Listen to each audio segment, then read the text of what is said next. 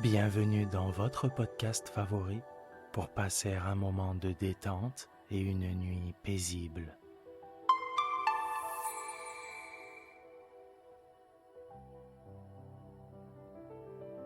Installez-vous confortablement et profitez chaque soir de votre moment de relaxation avec le podcast Dormir sans souci.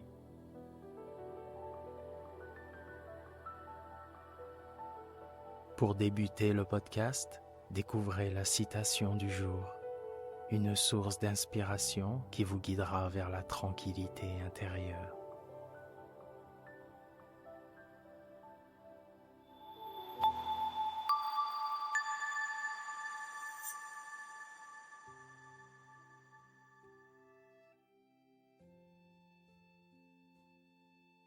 Notre citation du jour nous a été envoyée par notre abonné Renaud de Bruxelles.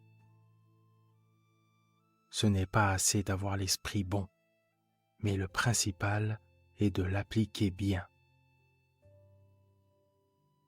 Dans cette citation de Descartes réside une leçon essentielle. L'excellence de l'intellect réside non seulement dans sa qualité, mais surtout dans sa mise en pratique judicieuse.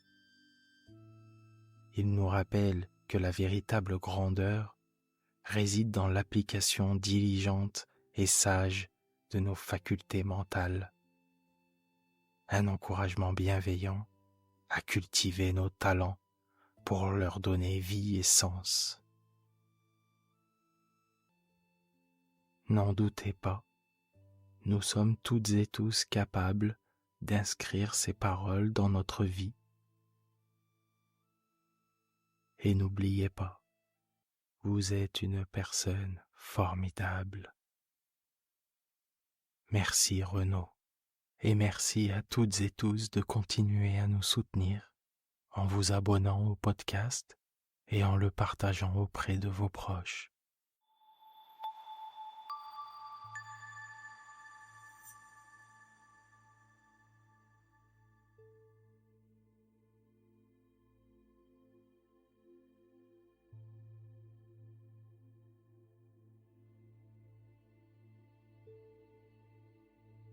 Le grand philosophe Citophile disait un jour à une femme désolée et qui avait juste sujet de l'être : « Madame, la reine d'Angleterre, fille du grand Henri IV, a été aussi malheureuse que vous.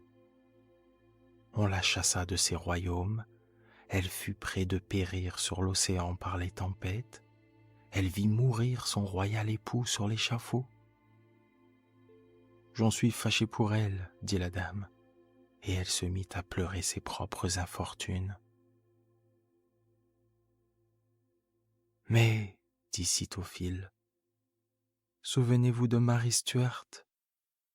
Elle aimait fort honnêtement un brave musicien qui avait une très belle basse taille.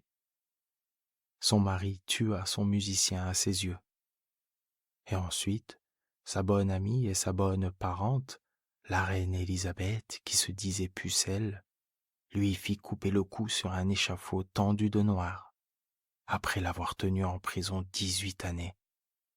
« Cela est fort cruel, » répondit la dame, et elle se replongea dans sa mélancolie.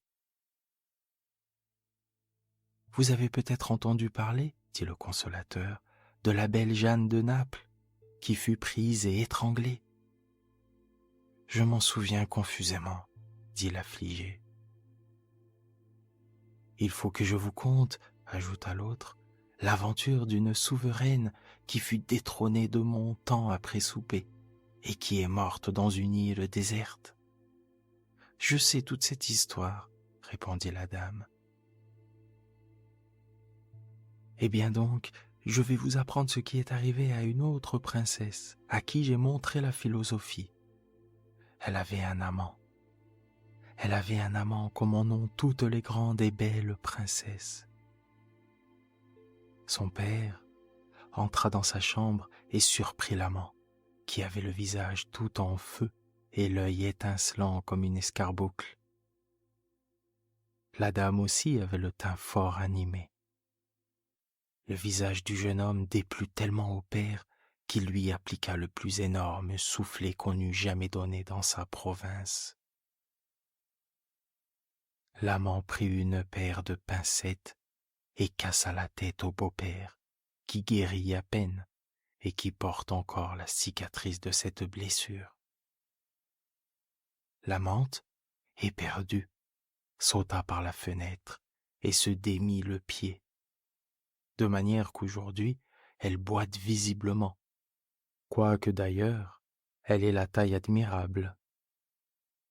L'amant fut condamné à la mort pour avoir cassé la tête à un très grand prince.